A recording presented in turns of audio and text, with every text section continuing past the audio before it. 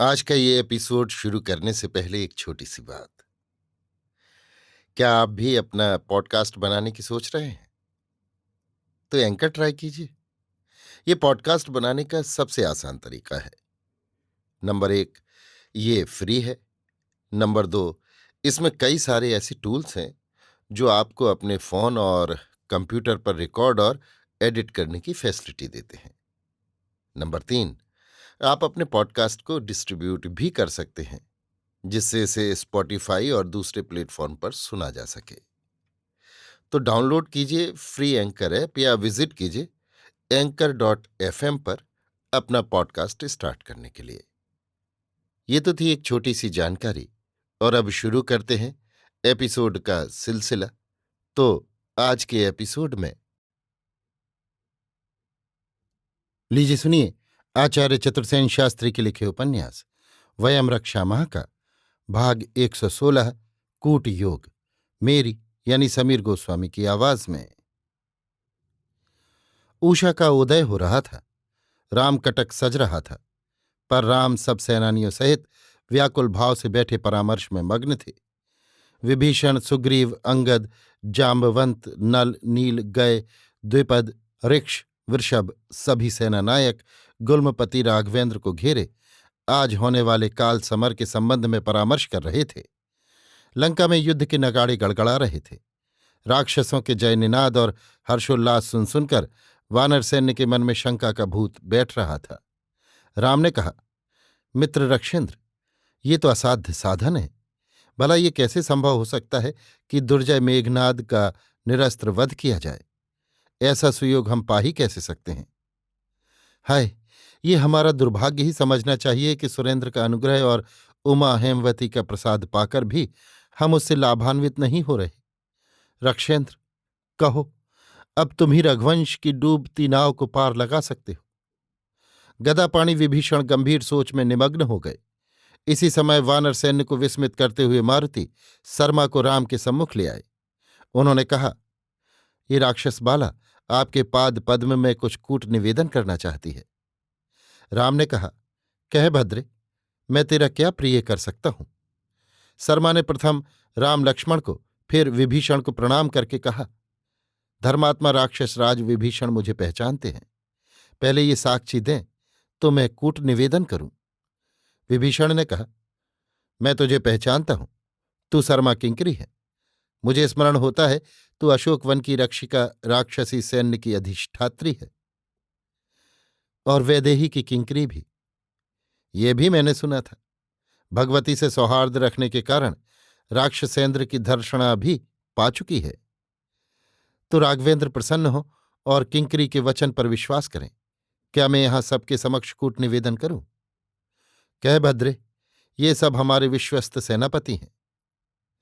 तो रथीन्द्र, मेघनाद इस क्षण एकाकी निकुंभला यज्ञागार में वैश्वानर की पूजा कर रहा है।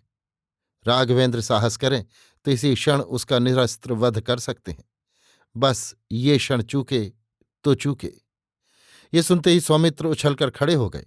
उन्होंने कहा, हे कल्याणी, क्या तू निकुंभला यज्ञागार का मार्ग जानती है?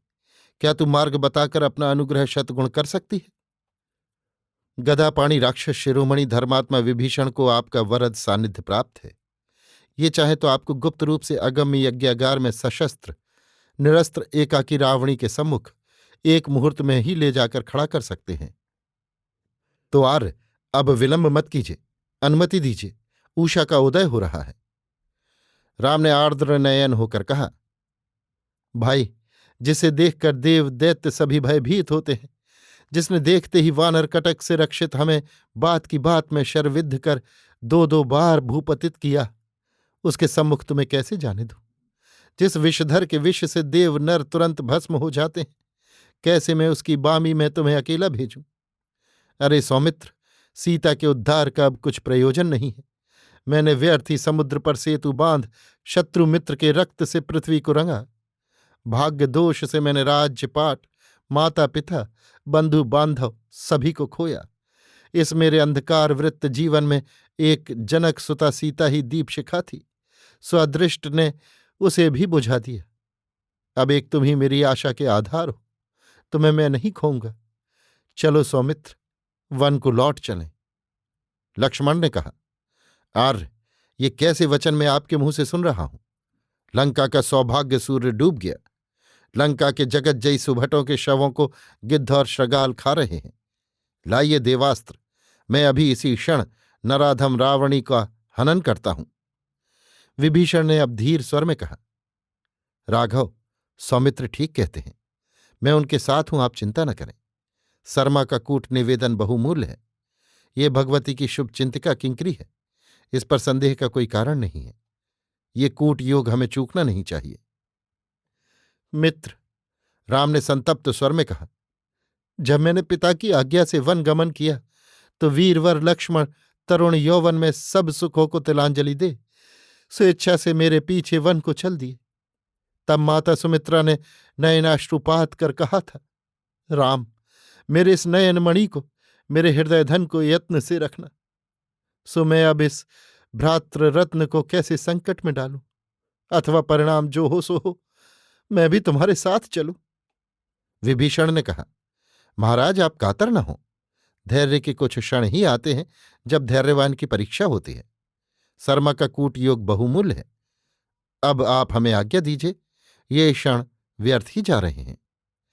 राम ने मस्तक नवा आंखों से अश्रु गिराए और कहा, लाओ देवास्त्र, मैं अपने हाथों सौमित्र का वीर श्रृंगार करूंगा। उन्होंने दिव्य कवच धारण कराकर कमर में कृपाण, पीठ पर उमादत्त ढाल, हाथ में नाग सिद्ध दिव्य धनुष, पीठ पर अक्षय तूणी कस दिया, मस्तक पर लोह त्राण सजा दिया। सौमित्र ने राघवेंद्र की प्रदक्षिणा करके साष्टांग दंडवत किया और कहा, आर्य, आशीर्वाद दीजिए, मैं आज दुर्धर शत्रु का संहार करूं। भाई, जैसे पीठ दिखाते हो वैसे ही मुंह दिखाना। मित्र रक्षेंद्र विभीषण, मेरे जीवन और मृत्यु तुम्हारे ही हाथ है। मैं अपना रत्न तुम्हें सौंपता हूं, अब और क्या कहूं। मातली, सौमित्र को तुम ले जाओ और ऐसे ही ले आओ देव। इतना कह राम विकल भाव से उद्विग्न मन खड़े रहे। सौमित्र और विभीषण दिव्य देवरथ में बैठ द्रुत गति से निकुंभला यज्ञागार में नील पद्म की मंत्रपूत आहुति देते हुए यज्ञ दीक्षित रावणी का निरस्त्र वध करने चल पड़े। अभी आप सुन रहे थे आचार्य चतुर्सेन शास्त्री के लिखे उपन्यास वयम रक्षा माह का भाग 116 कूट योग, मेरी यानी समीर गोस्वामी की आवाज में।